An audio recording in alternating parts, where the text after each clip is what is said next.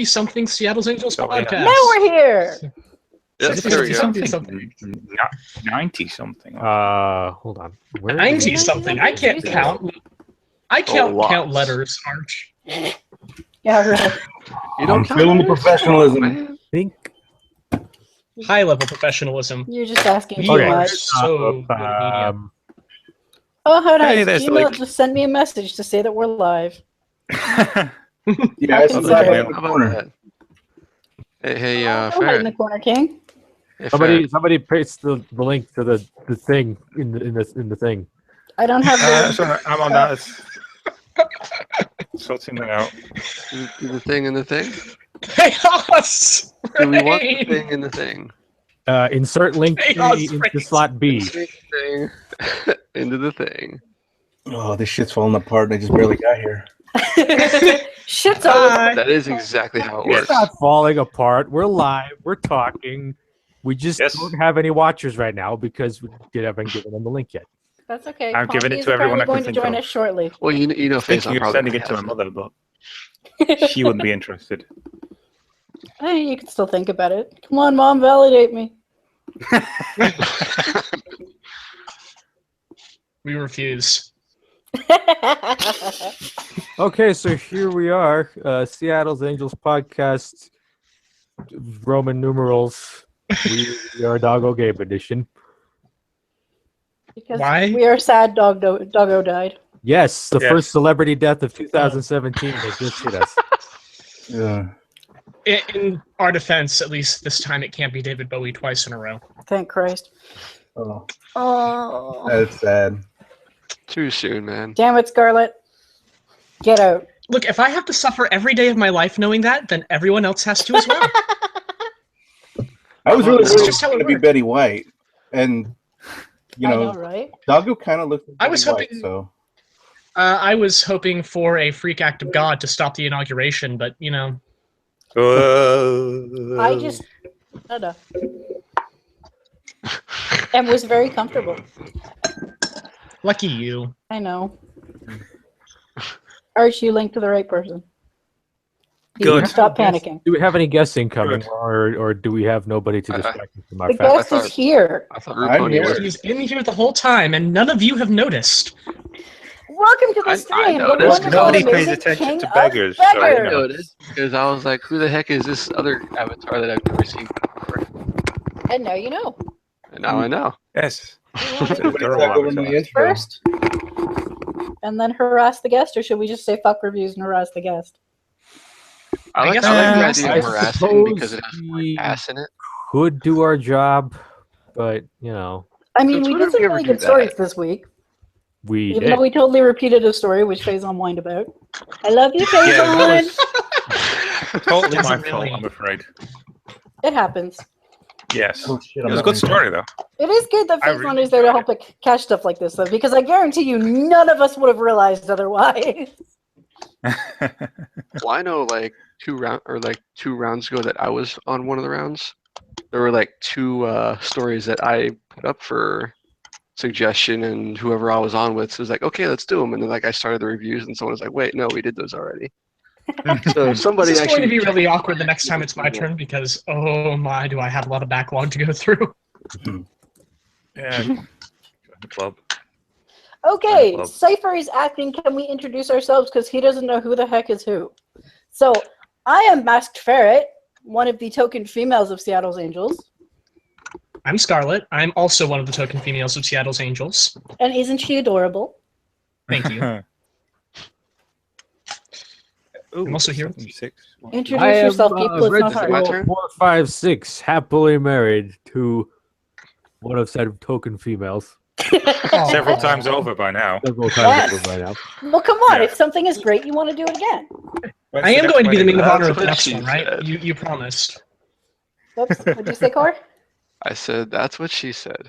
It's always funny. Let's not get bogged down with he said, she said. No, that's literally all we do on the stream. Core, introduce yourself. Okay, my name is Correjo. How's it going? And last but not least, Yo. the really slow Englishman. A really slow Englishman. Archinix here Your just to name's prove not that Seattle's Joe. Angels are definitely not actually from Seattle. Yes. Yes. Although- Also, I have a beard. I will be living a couple hours south of it within a week. Very nice. Oh, Long nice. beard. Take so me I will with be you. almost real Seattle's Angel. All right.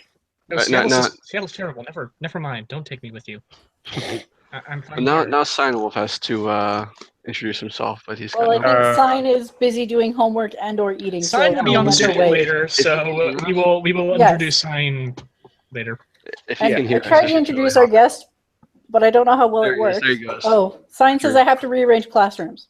Okay Oh then. my god. What? Totally doesn't sound like a good reason to skip this Actually, period the of benefit time. Imaginary of children. imaginary- This doesn't sound good. This just gets better and better. And then our lovely and esteemed guest is King of Beggars. Hello. Hooray! Giga beggars. I was He told there writes would be awesome white women. stuff.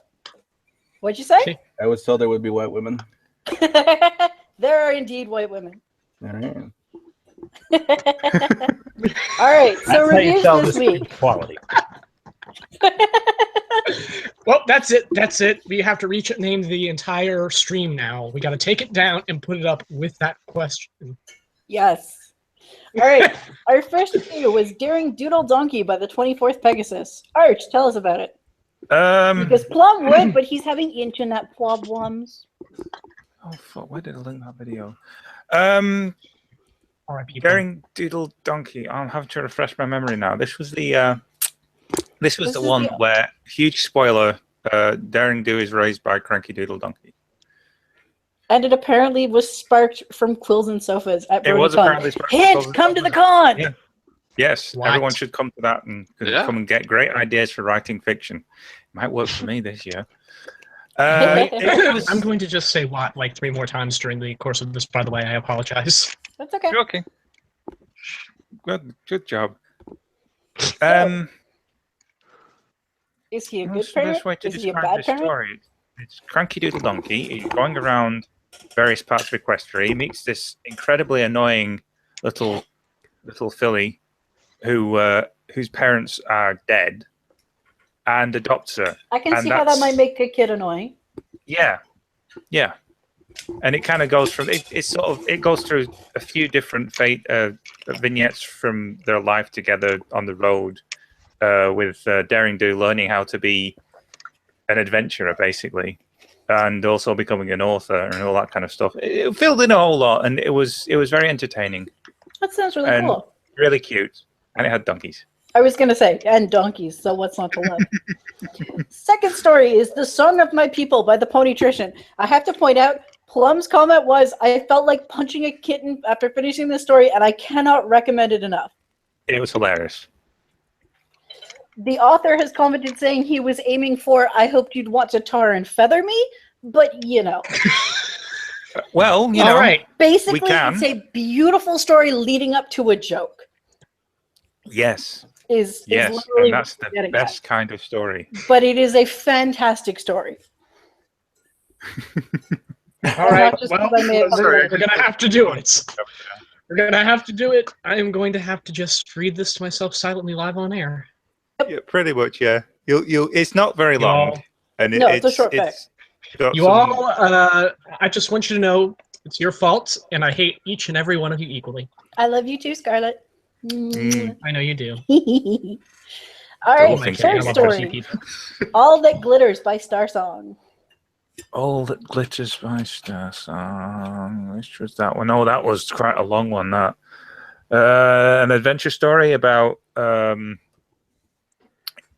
wannabe Indiana Jones style artifact thieves who I end feel up like working you're for Princess underselling it, Celestia.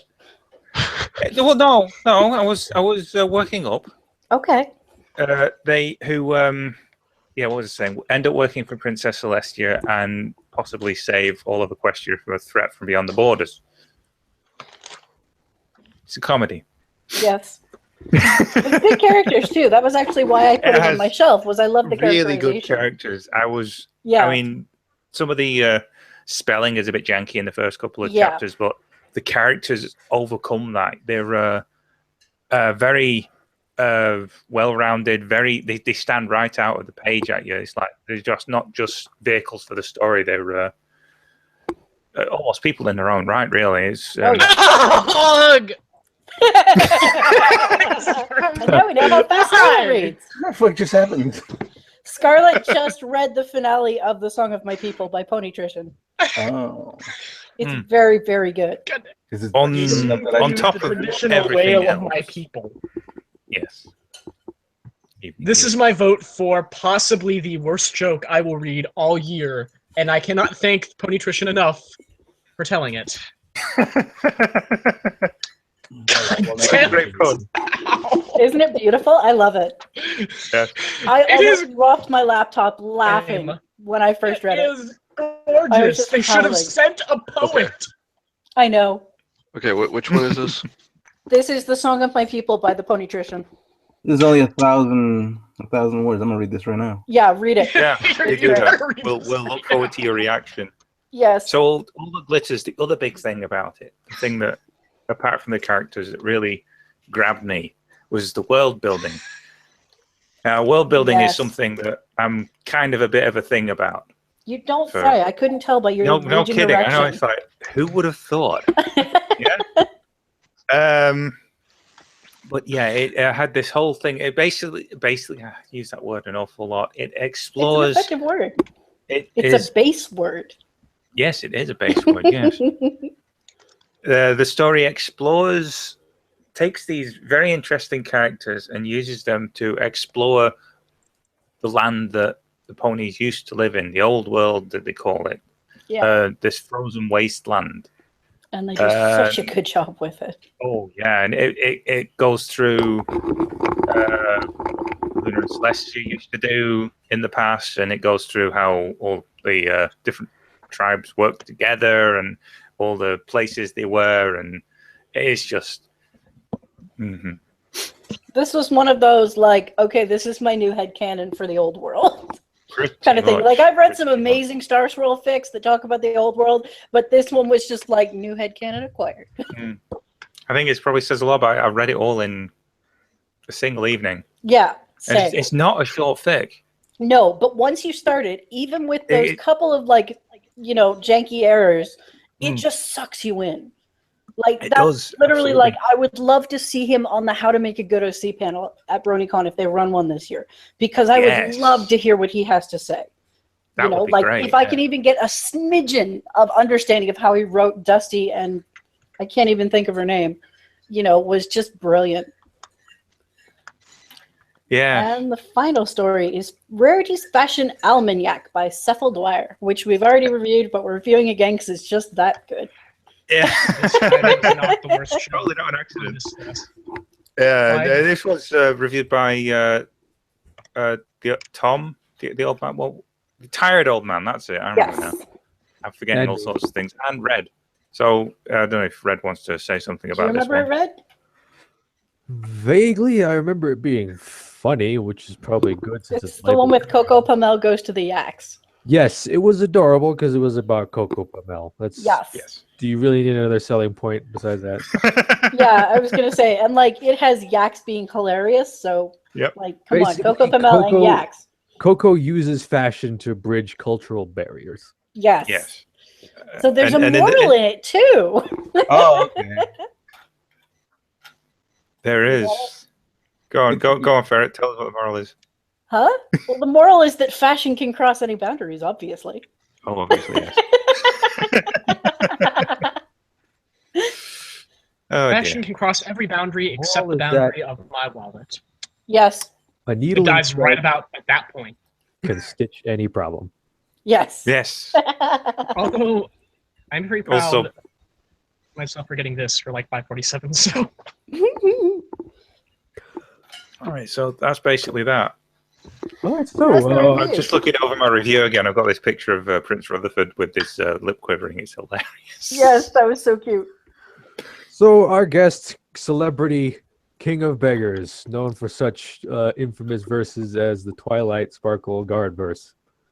And Dos Margeres Palomino, which I'm sure I horribly butchered. Dos Mareres, un palomino. Thank you. That one. The one we reviewed that you should all be reading. Yes, he has 1,200 followers on FinFic, which basically makes him a big deal. So Yeah. listen to what he has to say. Are there any questions? 1,300. Thank you. 1,300. Oh, so sorry. Oh, crumbs. Okay, Ferret, do your stuff. Soap operas did you watch before you wrote that story? Okay. Dos Mujeres. I think in the author's note of that, I put. I didn't watch anything specifically right before I wrote it. Mhm. It was basically just, I was just sitting around and flipping channels, and I saw the Telemundo, and I was like, I think I'm gonna write one of those. Because I remember Oh my God. I used to go and stay with my grandparents in Arizona, Mhm. and they lived in a little town called Yuma, and you probably heard of the movie 310 to Yuma. I was gonna say it's not Yeah. the same one that the movie references because that's the only reason I know it. It is. It's an old west town, and it's Cool. very close to the Mexican border. And my grandparents from Mexico, they didn't speak a lick of English, so whenever Aw. we would go there, they would go and they'd work out in the fields, and then they come home in the evening, and my grandpa would come and get in his chair, and right away he would go, "Ay, películas, ay," and he'd start looking around for the remote every time. And it was always "ay, películas," the movies. Even though it wasn't like he wasn't looking for like any movies or anything specifically, he's just like, "I should have got to on the TV now." Was the remote. Yep. Time for my soaps. Time for my shows. And I remember we spent about a summer there one time, and it was at the time my tias were watching a rerun of that one with Eric Estrada. What was it? Dos Mujeres Un Camino, and that was where the title came from. Okay. But I had debated whether to name it after that, or there's this, I don't know if she's a star anymore, but in Mexico there used to be this star named Talia, and she was in 3 separate novelas where her name was Maria. Yeah, those 3 novelas like made her a big celebrity, and they're pretty much just the Maria trilogy. That's cool. And I guess there's a benefit to using the same name over and over, right? yeah, I think I even named the chapter alternate title Maria en la Barrio, which was one of the Marias that I think it was the one that was on when we stayed there that summer. Cool. All right, I gotta know what's your story with like some of your shipping, because there's War in the Pocket where it's Pinky and a Keebler elf, and then there's Liars and Liars. Yeah, And Diamond is Unbreakable. Yes. Just to make that even more. And I mean, I Incidentally, guess you could include the 12. I hate you for that title. That's at least a commonly seen ship. Like, I haven't seen anybody else ship Lyra and Spike, and I've certainly never seen anyone ship Pinky with a Keebler elf. Hold on, what? War in the Pocket. Is this about the reaction someone should have had the moment they were open for mouth? Yes. we came in a little late. We'll have to work on that. It's War in the Pocket, a story about revenge, love, cookies, mecha, and bipeds. Wow. Yeah, Oh my God! Wait a minute. Is this the one I'm thinking? Oh, it is. It should be, because it's awesome. yeah, you guys did a feature on it one time, and Yes, because I remember- freaking love this story. yeah, I remember I watched that on YouTube, the recording of it, and Awesome. halfway through you I think you were even done reviewing it, you went back to explain Yep. something, and Plum didn't know what Keebler elves were, and Yeah, they're a super North American thing. Like, nobody outside of North America knows the Keebler elves. yeah, And even and outside of like a certain age group, you know, because they don't really do the commercials anymore as far as they I know. don't, which is sad. There's no Yeah. really They were good hilarious. mascots anymore. True. Children of North America. Keebler elves are an endangered species.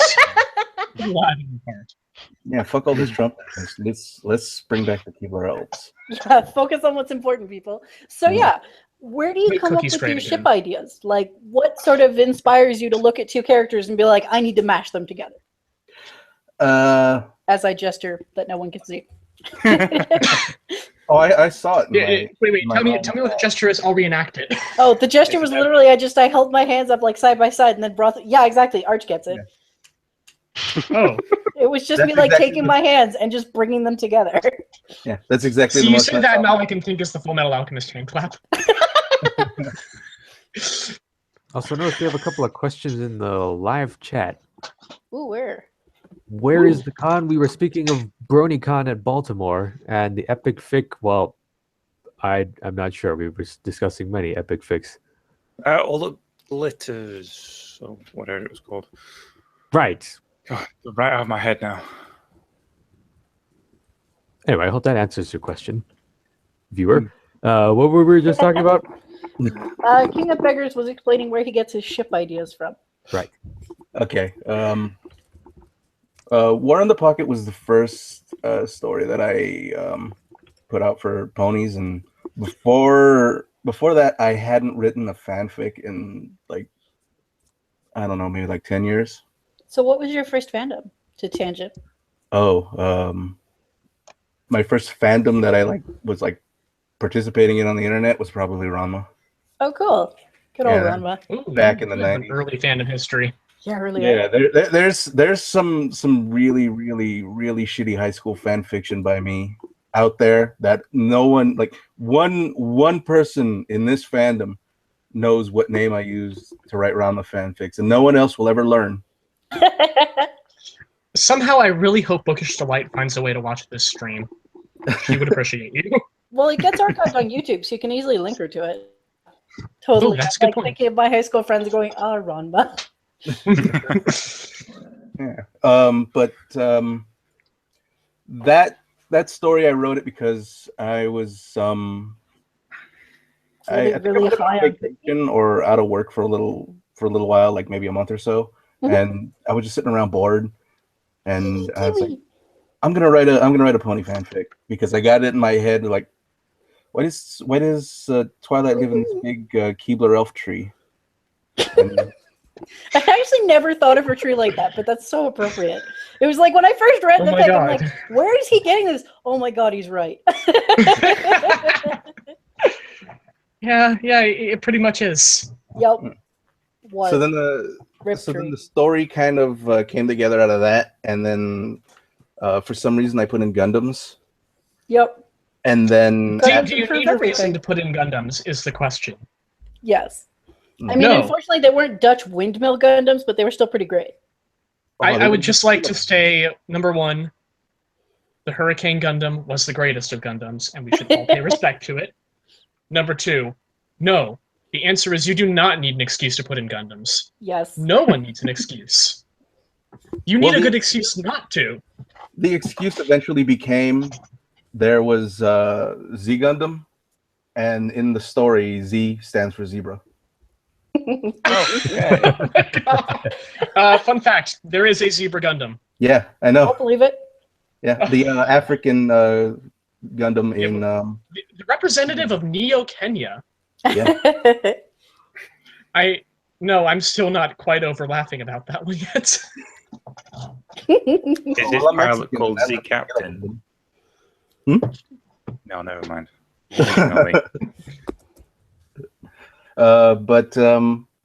Yeah, and then I put on Gundams, and then I needed a B plot, so I had one of the elves go hang out with Pinky so that they get some bacon going because they're Yeah. Keebler elves. They got to do some bacon. I mean, that's the whole reason for wanting the tree. And then from there, I don't know why, but the characters just wanted to start kissing. The character's just like, screw you, author. I need him. Yeah. That sounds really familiar to me, so I will not judge you one bit for this. And you shouldn't judge me for that. I couldn't if I tried. Who What among we us learned is here trying tonight to, is that nobody can judge King of Beggars for shipping Pinky and Keebler elves. Definitely not. So where did Lyra and Spike come from? Was that another, you just started writing it and then the characters wanted to kiss? Or Yeah. had you sort of planned that from the start? That one, I wanted to do a rom-com kind of thing, because I think between Lies and Liars and War in the Pocket was I think Gator Patrol and Dos Mujeres. Yes. So I wrote a couple of silly comedies, and then I wanted to do a rom-com thing, so I was all like, well, who could I ship him with? Just like, fuck it, Lyra. We also did Playing the Scales in there. Yeah. Oh, yeah. That was the romance I did after War in the Pocket. That one was like, okay, I get accused sometimes of like, oh, you're a Spike shipper, and I'm like, oh no, it just kind of worked out like that. And it's because you've written stuff other than Spike shipping. I can't, with good conscience, call you a Spike shipper unless you write nothing but that ship. I was about to say, like, what Unless is that's the technical literally your difference entire between catalog, you're not a shipper. Yeah. Yeah. Like, It just- monochromatic is a Raritwi shipper. Yeah. Monochromatic is 180% of Raritwi. And she is Pretty awesome. much. Yeah. Oh my god, the next chapters of Enchanted Library are going to be so good! That's all I'm allowed to say, but oh my gosh. Like, I Everybody knew it's get coming hyped. and I'm still freaking out about it. Anyway, sorry, explaining Spike Lyra. Okay.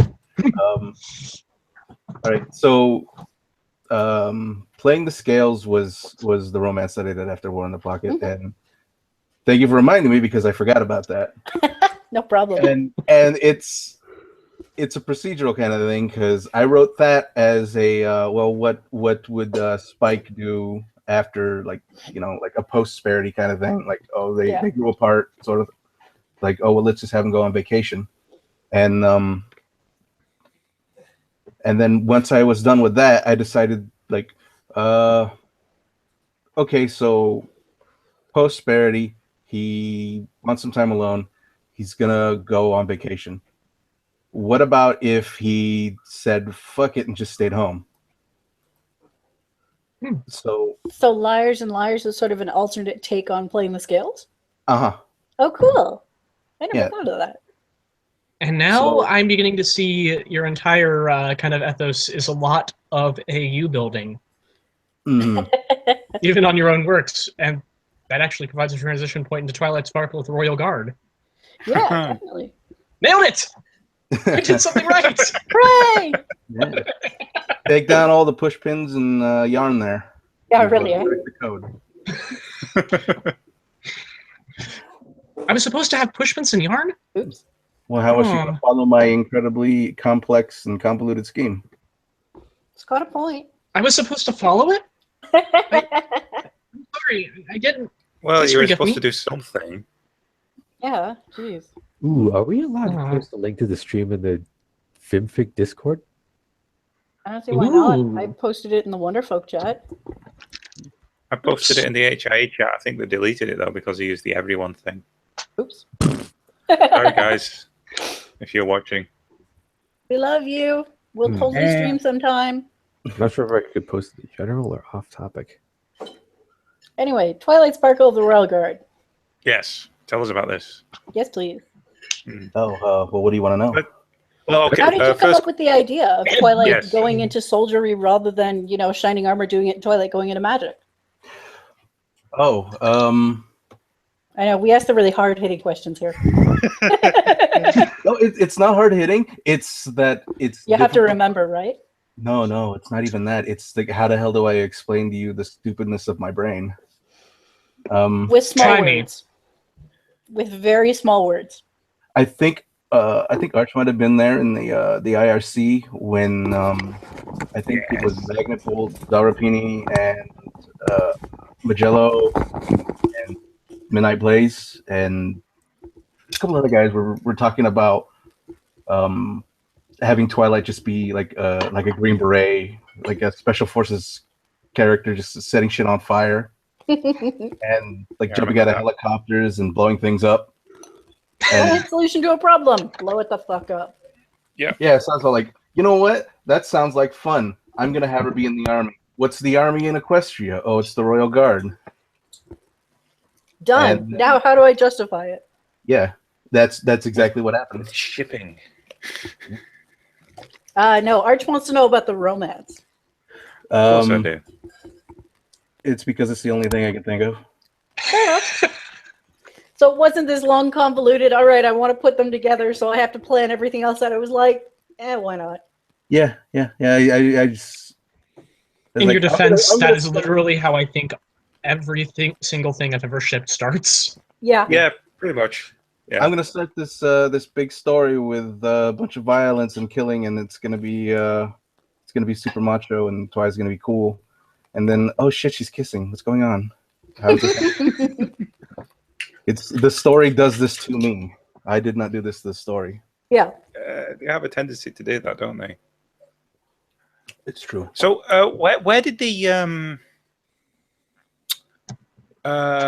whole mythos with the Egyptian style gods and the end of the world thing come from? And the spiders. Oh, yes. The spiders are actually a holdover from. Okay. All right, you've seen me in IRC pitching stories, right? I have, yes. Yeah, it's like in a week I'll probably pitch like 20 stories, and How do you decide sometimes which one you end up writing? yeah, and sometimes I start writing stories just to like break a writer's block. Like that's my strategy. I'll just start writing any dumb bullshit that comes to my brain. Yeah, just Yeah. anything to get past it. Yeah, and then The Keebler-Elston seem nearly as random anymore. Yeah. No. and I don't throw anything away, so everything gets thrown into a scraps folder. And when I'm putting together an idea, and I'm like, what am I going to do with this now? I start looking through things, and one of the stories that I had was a story with an OC character who was, I think the premise was that her special talent was helping ponies find their special talent, and she did that as a what's the word? A talent agent. A talent agent. She was a talent agent, and she basically does what the CMC do in the show now. That was the idea behind her. But And you're cooler because you thought it up first. they're always stealing from me. But the idea was that she was going to get hired by Celestia to take Blue Blood and make him like a more responsible leader. Yeah, So smart they were enough. gonna go to a newly discovered mine on the other side of the mountains, past the Crystal Empire, and beneath the mines was going to be the ancient spider god Anansi. Oh, awesome. Yeah, Nazi. Yeah, and all the Diamond Dog workers were gonna get killed, and there was gonna be Lots of bloodshed. yeah, there was gonna be one Diamond Dog that hung out with them, and all I can say is never go into the mines. Tolkien warned us of this. Why do we Tolkien never warned us listen? about digging too deep. There was nothing about don't go in the mines. yeah, I would say Good that advice anyway. if you're in the mine, you're probably already too deep. and any hole deep enough is eventually going to be a mine. True. Um, There's a thing I was watching the other day that is literally about people who go kayaking through rapids that are in caves. oh, And I just kind of watched it, was like, that's the most terrifying thing I've ever seen. Oh, Why I'm would dead. you do this to yourself? Do you hate life? You could at Yes. least donate your organs. yeah. But I mean, I say that about people who leave their houses, but Yeah, I've been saying that lately too. that's not wrong. Anyway, Okay, so I took that idea and I combined it with another story that was going to be, I think Vinyl Scratch meeting a Diamond Dog who is really into drumming, that could be cool. and that became a Senji.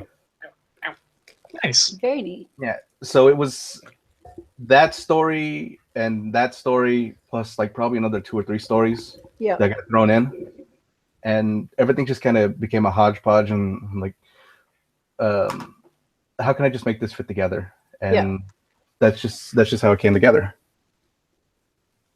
So do you find for a lot of your story ideas, you won't sort of take one idea and run with it? You'll sort of mash a few together and use it, or is that uncommon? I tend to do it the way I described. Like you'll more sort of pick and choose from a few different ideas to figure something out.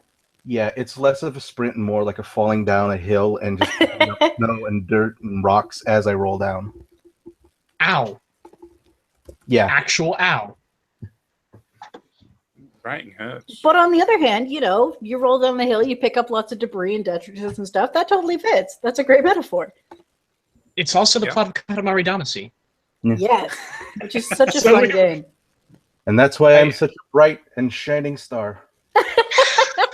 Yes, because your father was exceptionally tight down. We got there. I like this person. Can we have him on more often? Yes. All right, how about the jerk that time forgot? The one that you said, written for Magello, never stop dreaming, friend. Yeah. Someone thought that he died because of that. What? Magello's never going to die. Someone thought it was a dedication, and okay, that's another IRC brainstorm. Never stop dreaming equals dead. Yeah, that's what I said in the reply to that. So like, what a horrible thing to say to someone who you think is in a coma. Yeah.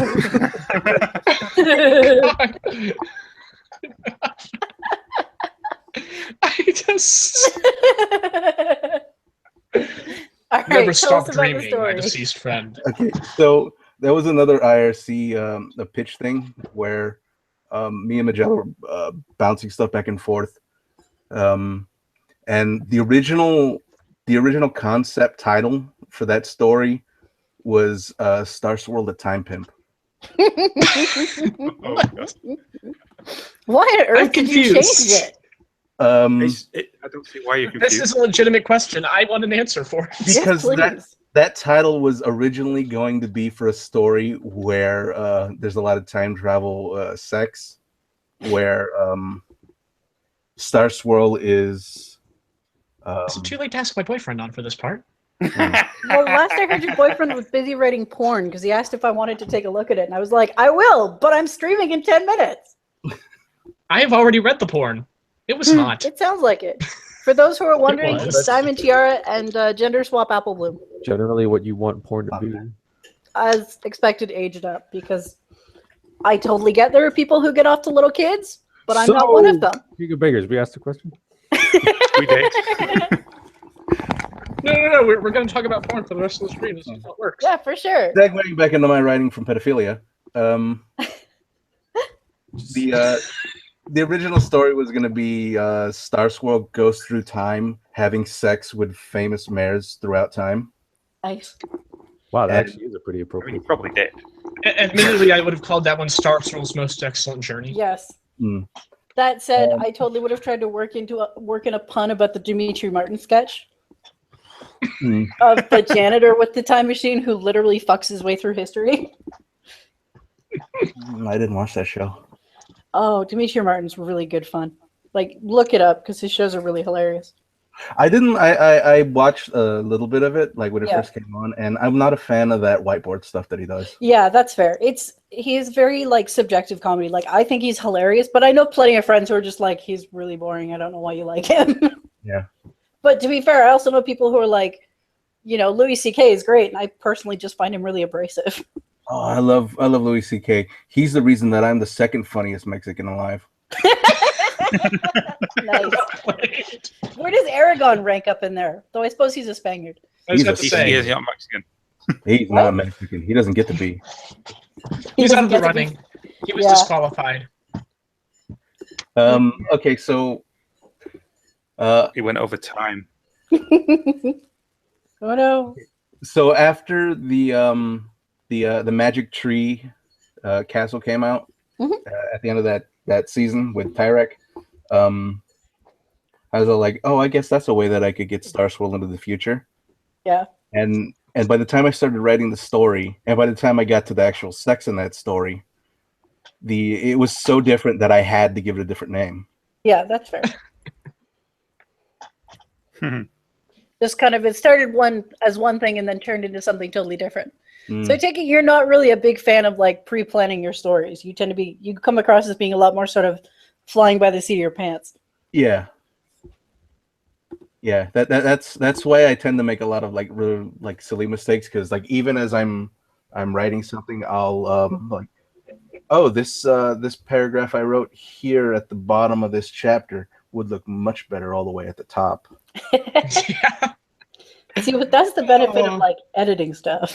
Yeah. See, I know your pain though, because I think like 80% of what I write, I bang out and I post it the same day I write it. Mm. And then I'll come back the next morning and it's like, oh my god, that sentence. What did I do? Yeah, What have I done to this whole Speaking paragraph? of your writing, Scarlett, Patreon, when?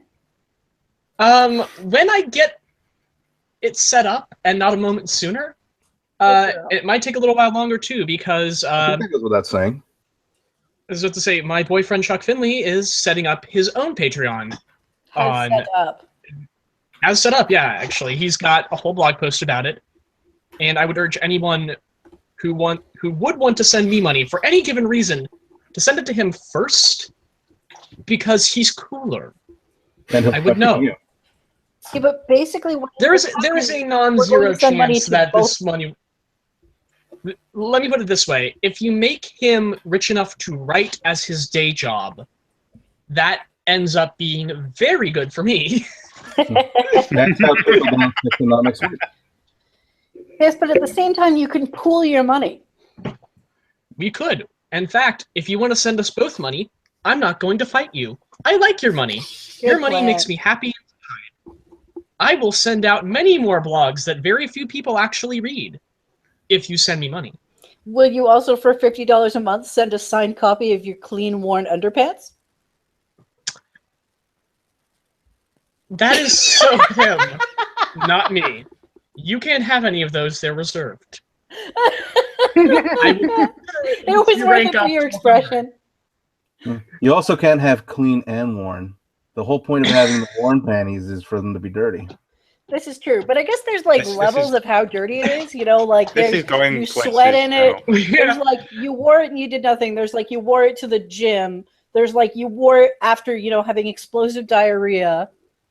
Well, that's what this is going to like. When is Scarlett setting up her cam show? And all I can say is, Barrett, please no. No. Patreon.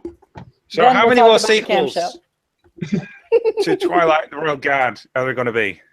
Right now, there's going to be just the one more. After. And more porn? There will be a trilogy. I need to finish that Night of Nights chapter, because... Yes, you do. Yeah. How long has that been unfinished? Like maybe 2 months, 3 months, something like that. Sundowner took a lot longer than Night of Nights. All right, that was very on the back burner. The winter months are always real like, for me. But just like not a good creative time or really busy. Busy and just general mood like fucking holiday. I relate. Fuck all these. I work retail. I relate with you so hard right now. And I also write very poorly when I'm full of food. And so every time I'm like, oh, I got a lot of time. Oh, like, oh shit, I have a lot of time because it's Thanksgiving. Oh. And no. Night of Nights, I'm gonna finish up that second chapter and it's gonna close that out. That's I guess I'll just say it. I mean, I've told some people before in public. It's gonna be Shining Armor and Trixie. Ooh, that'd be cool. Well, novel. And then I'm gonna finish Sundowner, and then it's on to Empress of Steel. Tell me, is it going to be Trixie before or after she has had her encounters with Twilight? So, Reformed Trixie or pre-Reformation Trixie?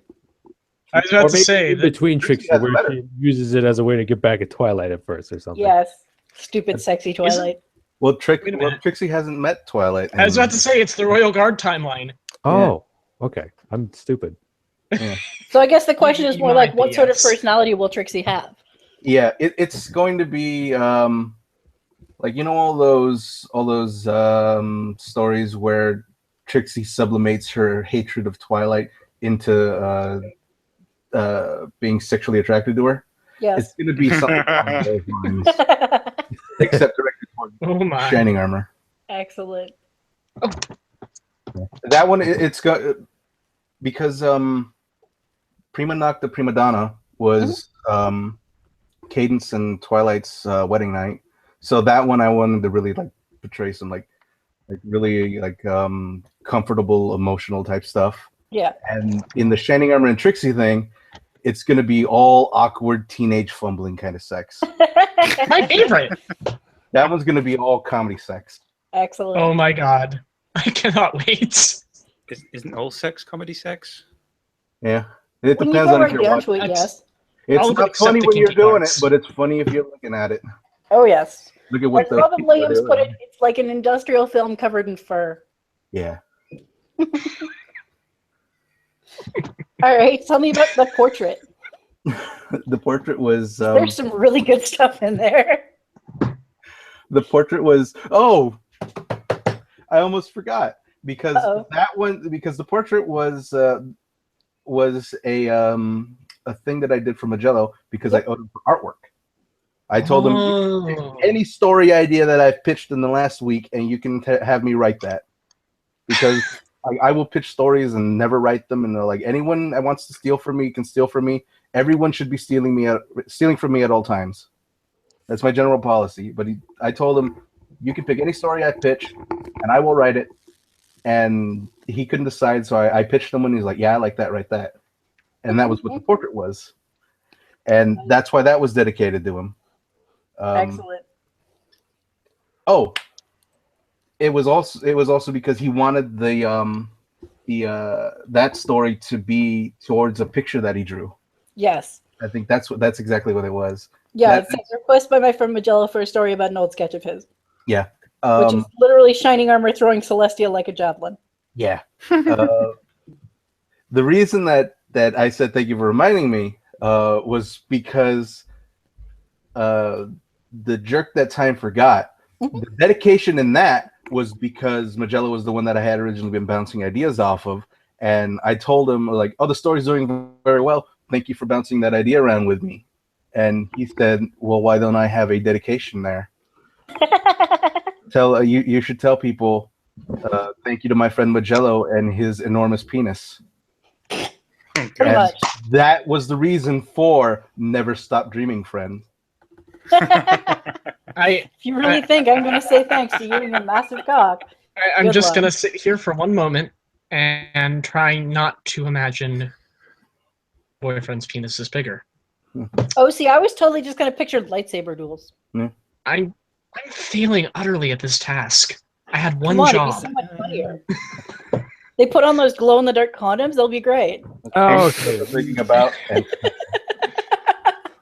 Make little I think we lightsaber may have to noises. shift Magello with Chuck Finley on this stream officially. think of a segue away from penises, but not quite. Tell me about The Bet, Yeah. which is an everyone-rated comedy, so it should have no penises. Oh, my bad.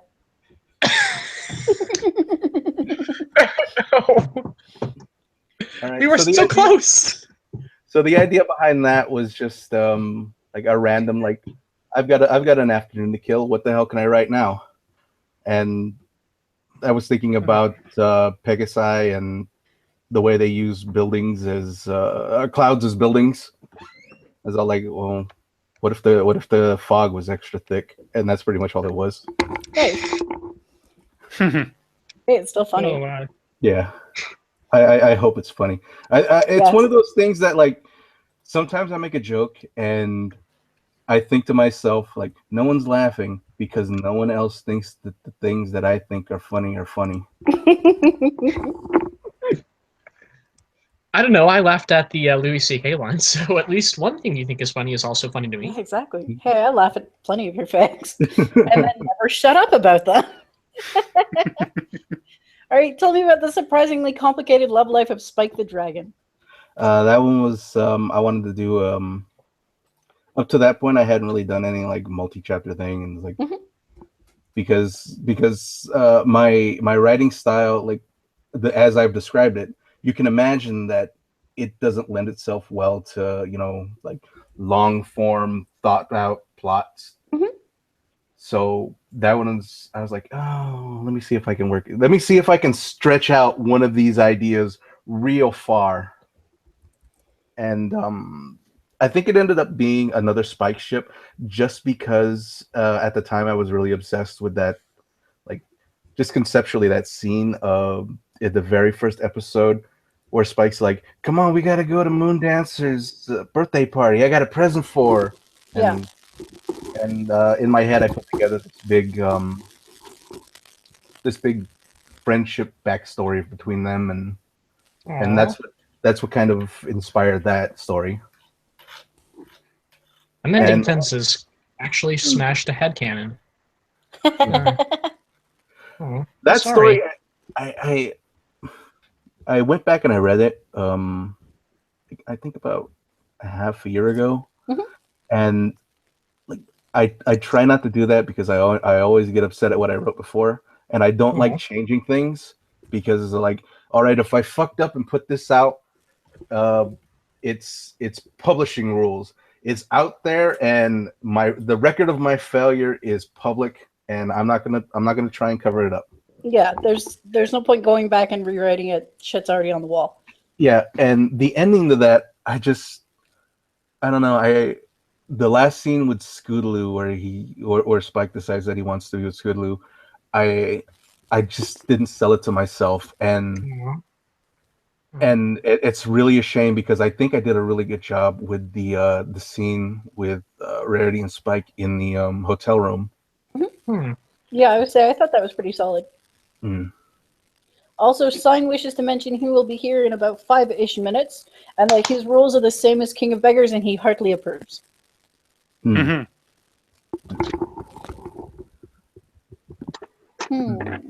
is like two of my favorite writers on the same place. Give him about 15 minutes in the stream time. Look, 15 minutes of Sign is better than 0. Yeah, exactly. At least we get some time with him, and I'm sure he'll have questions too. What else to discuss? So, do you find that you really sort of lean towards Spike as a character, or are you don't really have any? I guess my question is like, do you have characters that you prefer writing over others, or are you kind of any characters I can make work? At the time when I first started, I was really into Spike, like as a character, like kind of like an outsider kind of thing. But I think over time, the character that I most have fun writing now is Rarity. Like I will never not have fun writing Rarity because she's just Norma Desmond. Yeah, just the over dramatics. You're a man after my own heart.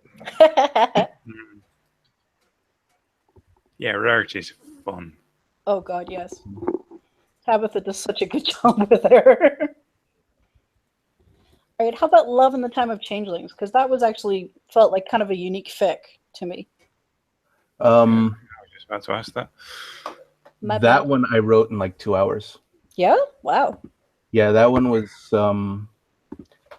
I can't remember what I'd been drinking. It might have been cider. But I was like, I'm just gonna write something and I'm gonna see how far I can get in one sitting. And it was one of those things where you just have a verve and it just falls out of you. Yeah. And that story is what came out. Yeah, I think the idea was behind at the time was I wanted to write a sex scene, but I didn't want the sex scene to be just sex. So I built up a like a kind of surrealist kind of thing around it. Yeah, that was only why I felt it was very distinct, because it does sort of have that surreal feel to it, and you don't get that in a lot of Changeling fics. They're usually a lot more straightforward. It's either, oh my God, changelings are pitiful woobies, or it's, changelings are evil grr. Yeah. Or it's, everyone's a changeling. How funny is that? Oh, I hate those. It's not. It's not. I've read a It's couple. objectively the worst. X is a changeling is a good one, and there's one where it's Derpy is a changeling, and nobody notices Yeah, that was a funny one. That. because she's just so incompetent. Everyone's just like, whatever, it's Derpy being normal. Yeah, and everybody loves her, so that would work out for her. But yeah, that Loving the Time of Changing at the my friend Magnet Bolt, I think it was, he said that story ended up being Vonnegut with ponies, Yeah. which I thought I'm just re-looking it over, and just the line about, I stabbed the fork into the eggs, piercing the yolk until it oozed out like yellow blood. I tore into the wounded egg with my knife, slicing it to ribbons. Oh man, that's gross. The knife was sharp. As I ate my eggs, I couldn't stop staring at it.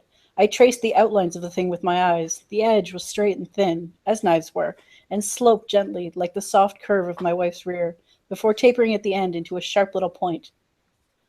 And then he goes on to I wonder how I'd kill someone with this. Yeah, well, killing himself it's with it. interesting because it really kind of jumps around. There's this thing about killing someone, and then it's, oh yeah, Barnyard Bargains, and there's a good, a coupon for Oak Brand cereal and stuff. It wasn't about killing someone; it was about killing himself. Yeah, sorry, it's about killing himself. Yeah, and then later he has a fantasy about having sex with a wood chipper. Yeah. And it cuts off his dick, and he bleeds to death. Yeah, it's very, very. If you like Kurt Vonnegut, this is a story to read. I am reading it right now because I don't think I've read it yet. And I can't tell you how long ago I read it, so I'm rereading it. Yeah, I actually Seattle's really Angels like podcast. We read fanfics. That's what we do. Yeah, a lot of the times I go back and I read things that I wrote before, and I'm like, oh shit, I could have fixed this, and I should have made this choice, and fuck, here's the typo. But Loving the Time of Changelings is one of those stories that never really caught on and got real popular, but I'm actually really proud of how it came out, especially for something I wrote in 2 hours. If anything, it's proven that I put too much work into the absolutely no work that I do. And that's often seems to be how it is, often the stuff that you work hardest on doesn't necessarily get as much attention as just the generic, and that's just kind of how fanfic is set up. But at the same time, I do really appreciate being able to sort of find those hidden gems. And this is definitely one of them. I'm just rereading and going, yeah, this is why I loved it so much. Well, that is what we're here for, finding those hidden gems. Exactly. Just like rarity. Let me tell you, I know exactly that pain of your more generic fics ending up more popular than the stuff you work hard on. Yeah, I think almost everybody does. You can pick almost any author, and they'll have a story about I worked so hard on this and nobody noticed. Oh, the one that most gets me, that nobody noticed all the work that I put into this one, was the 2014 Nightmare Night Spooktacular that I did. Oh yeah. I wanted that to be a yearly thing, but it was no one else thinks that this is great besides me. Even trying though to do topical fix is incredibly difficult. Hey, Sign. Hello. Sorry about that. Hello. Welcome to my podcast. Thank you. He's just taken possession of it now, has he? Yes, it's now called Half in the Feed Bag. That was so bad that I feel the urge to come over there, take this kiwi, and smack it upside your head. Good on you. Well played. Can we You may have the podcast. Can we make this the half in the feedback edition? Hold on. Well, I don't think you're allowed to give him permission to have this podcast. because you're the Why? newest angel. You're not allowed to. I am not. Mine's the newest. Who? Sidewolf. I think You need he's to talking keep about up. me. Yeah, well, you're the second newest. Okay. Just because you're not the FNG anymore doesn't mean you're allowed to do that. Oh, really? Yeah, it's like Really? private Says. first classes. If So I- private. Yeah. Gotta go. I've got a kiwi. What have you got? What do I got? I've got actually, a cat. I got a Pepe. I got a jaguar. Core I has have a Pepe. intense love for Luna in his heart. Oh wait, hold on, no, hold on. I got a where is it? But yes, that is true. One second, I'll be right back. Excellent. Oh, it's on now. He's gonna go find his hidden weapons. In the absence of Correjo, I hereby deed the entire podcast over to King of Beggars. Yeah. My political opposition is left. Okay, I am now the sole ruler. I got my Pinkie Pie plushie here. Excellent. Ooh. Do you want me to go get my Princess Twilight Sparkle plushie? Do it. Do it, and I command them to kiss. Fair. Maybe this will happen. I have a tiny sunset shimmer. I have a Princess Celestia plushie that settles all of this. Okay. That is signed, isn't it? Yeah. Oh yes, that's Because right. You you do have see it in every single video you do. yes. Is that one of those like the 40E ones? Oh, this Or is one? that a It's Yeah. not. It's not like This it's is one of the Old Navy, where I work, carried one, so I bought it. I don't Nice. have any idea. I mean, I have a plush, but I got one of these from the Pony Finder guys. Very cool. Nice. Little bandito. Stop moving around, I can't see it. And they're shipping. Nice. Yep. All right. Well, we still have 10 minutes until the cameras go off. So let's save that for when the stream is over and the public. Virgin Eyes might not be watching, guys. Probably not the worst idea we've ever had. We had to Go get from here for. Questions for King of Bigger in the thread and the. Yamgoth says a comment in regards to having the more mainstream fics being more fic authors tend to want their audience to want those stories still likely have people that like them even if it's just a few. You're still touching lives. And I think that's absolutely important. Like, even if you're not reaching a huge audience, you're still affecting a core group of people. Like, I absolutely know when I first read that story, it blew my mind. Which one? Huh? Which Within one? a time of changelings? Yeah. I remember Colin Gardez really liked that one too. Yeah. Numbers as well.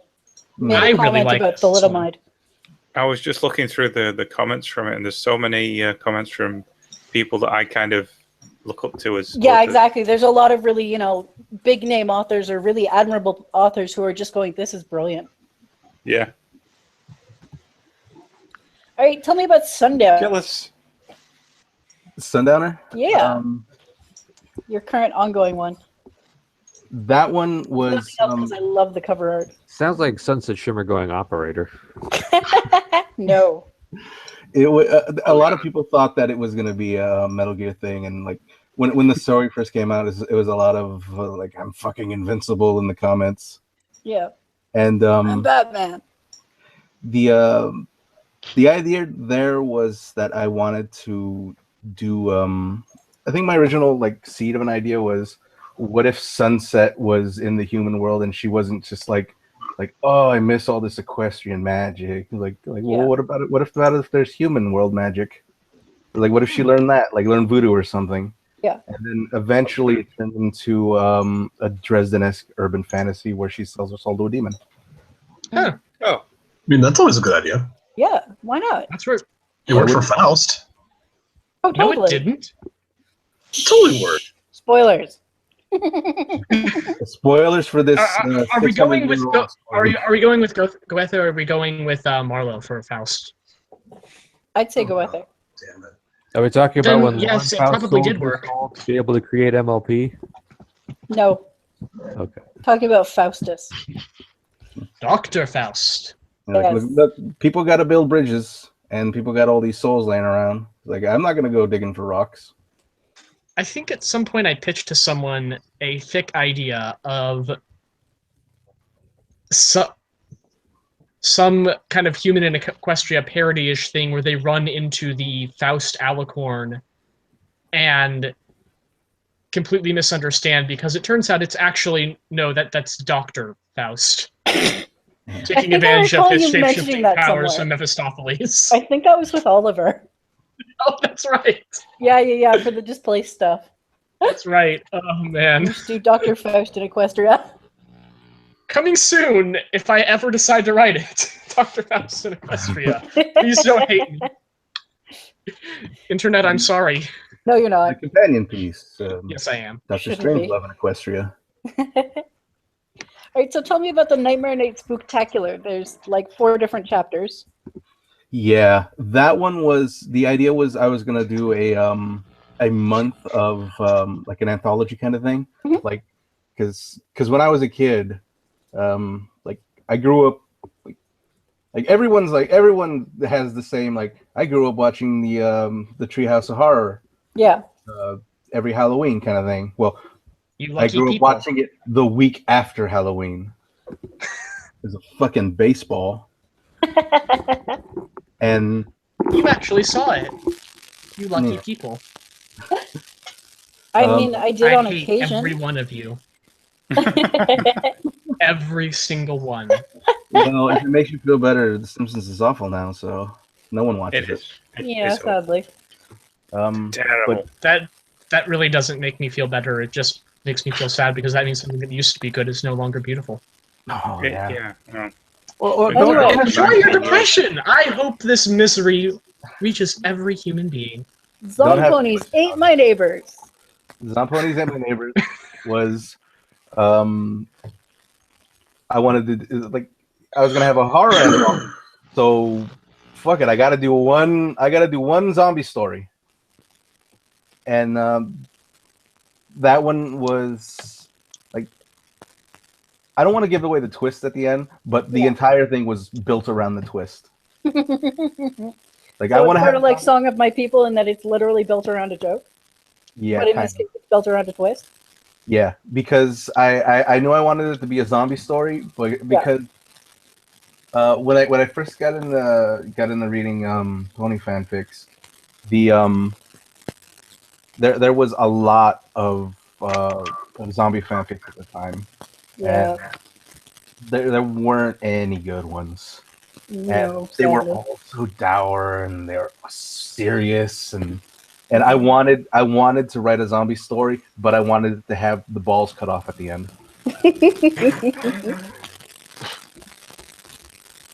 And yeah, that particular chapter though, that very first release, when I put it up for moderation, when I submitted it, Space Cowboy declined it, and that was the first Rejection you'd ever gotten? yeah, it was the first rejection I'd gotten on Fanfic. And he said that it was because there was too much violence. And I know it was specifically because of the scene where Spike runs into the treehouse and he says, there's zombies outside, they were trying to eat me. And Scootaloo has a hatchet and she starts hitting him in the head trying to kill him. I mean, And it's reasonable. Yeah. it would be reasonable, but he's a dragon, and she couldn't break through his scales. So all he was doing was getting a thrashing with a blunt instrument, basically. Yeah, just got my Ow. crap kicked out of them. Just imagine like boing. Yeah, it was Looney Tunes violence at best. Yeah. And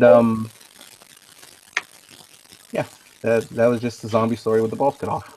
Like, how about the beating of that hideous heart? I wanted to do a Edgar Allan Poe thing, and that whole thing is just Charlottesville thanks you.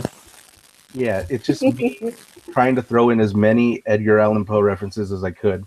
Like, the premise of that story is that Fluttershy's getting a bunch of letters in the mail, and they're all death threats. I'm gonna kill you, you stupid bitch. They're all written in blood.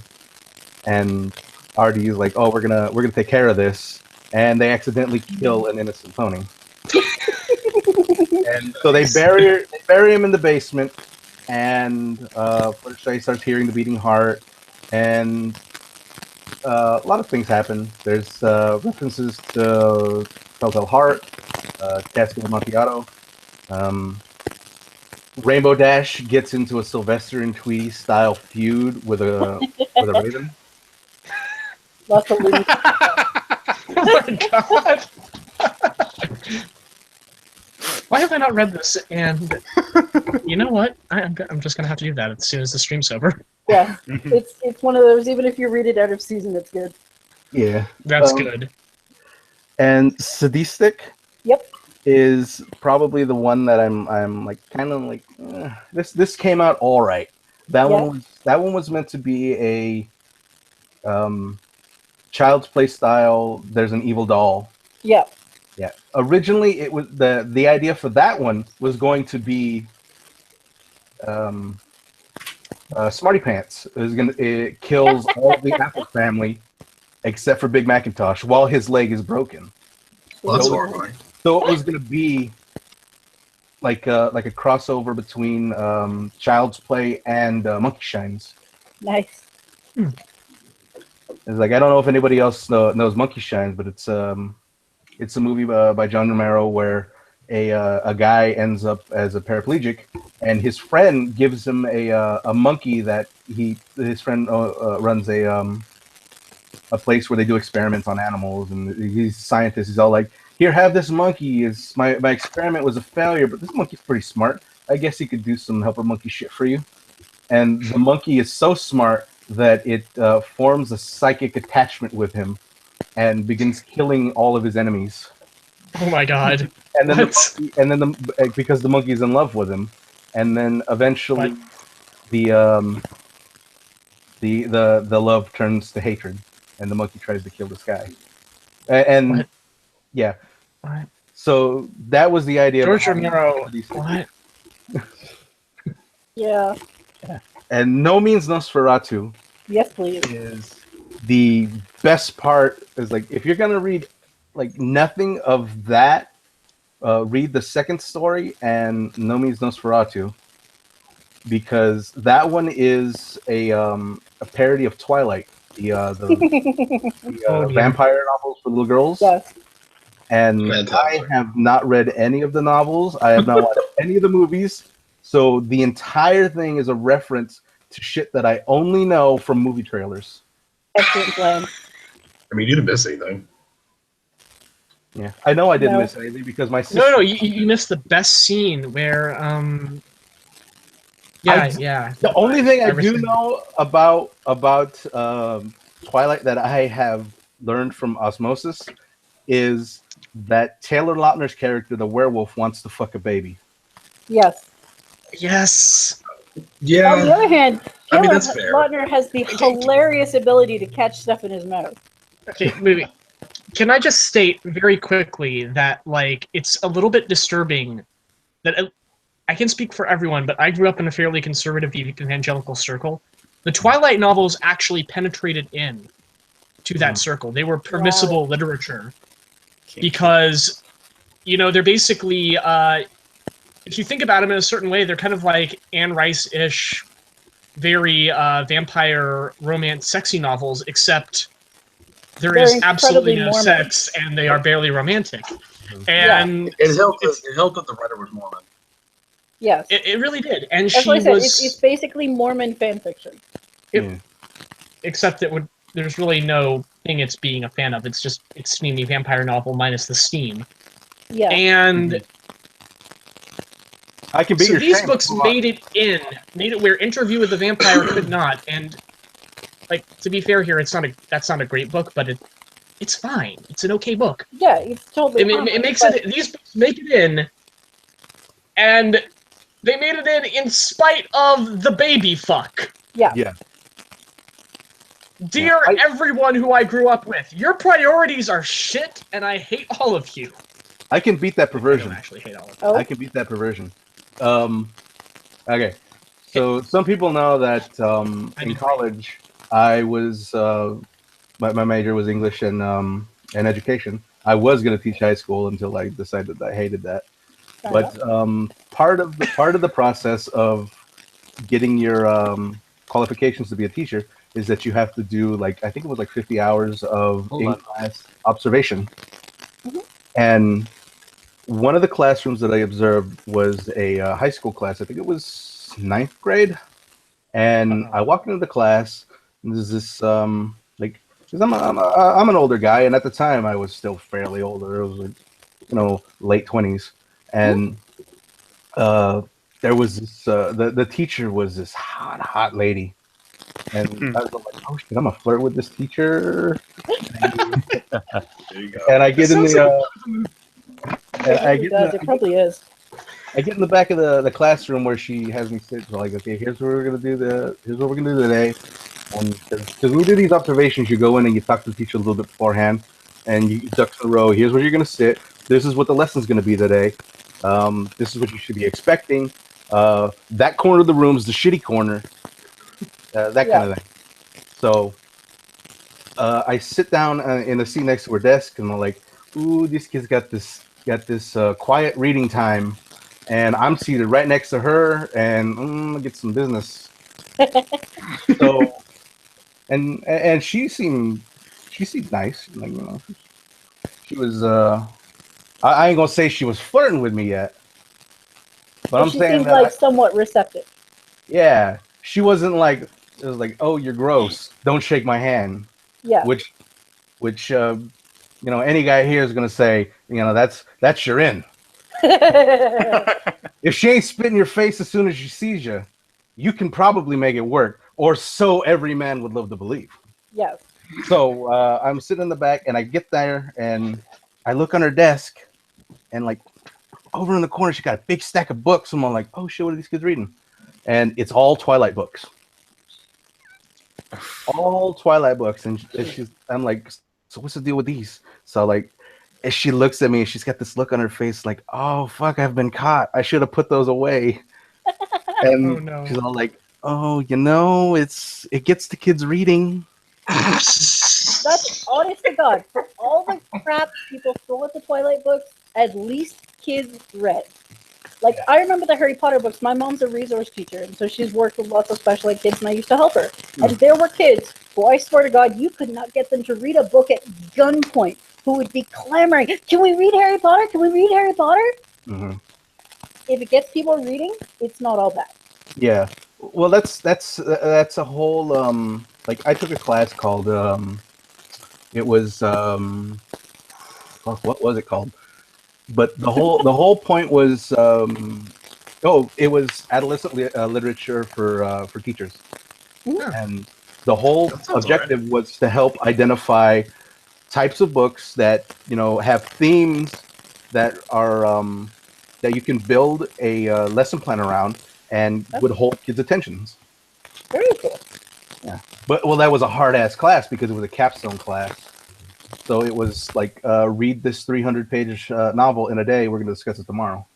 Nice. And we do that every day for like I think 4 or 5 weeks. Wow. Yeah. Yeah, that'd be pretty Damn. grueling. My entire life is reading adolescent literature. Wait a minute, that sounds like a great life. I don't know. Some adolescent literature is pretty trash. It is. That's why I love it. So I'm not going to argue. Is anybody else getting a crackling from somebody's microphone? I'm hearing that as well. I'm Yeah, not. I've been hearing it for the past few minutes, and Thank God it's not me. I didn't want to say anything because it's like seeing somebody having an erection in the room. Oh dear. I don't think it's What's me. wrong with that? I'm not sure. Well, You don't want to call attention to it. You just want to judge. But everybody knows it's there. Yeah. You just don't talk about it. unsuccessfully not comparing penis sizes in my head again. Oh, come on. You know you love doing it. Anyway, Punky has a question. King of Figures, what is the story stories you would suggest for new readers? Like if someone's never touched your stuff, what are the stories you would go read these first? The Spooktacular and probably Gator Patrol. Why? Because there's some funny shit in Gator Patrol and there's some funny shit in Spooktacular. Very cool. So it's not so much a case of like, this is what to expect from me. It's more like, come on, this is funny. You'll laugh. That's good. Yeah, this is about having fun. Yeah. I want everybody to have fun. This is like I should like to help everyone and to make everyone laugh.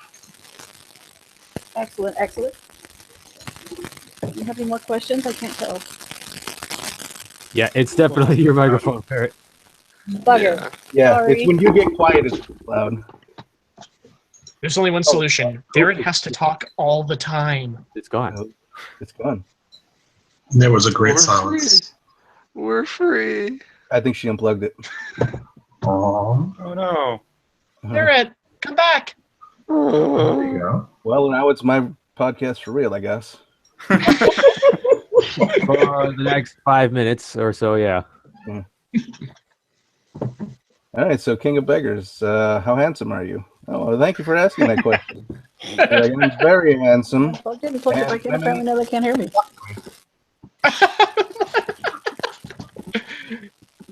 Hello, Sorry, hello? King of Beggars. Hello. Hooray!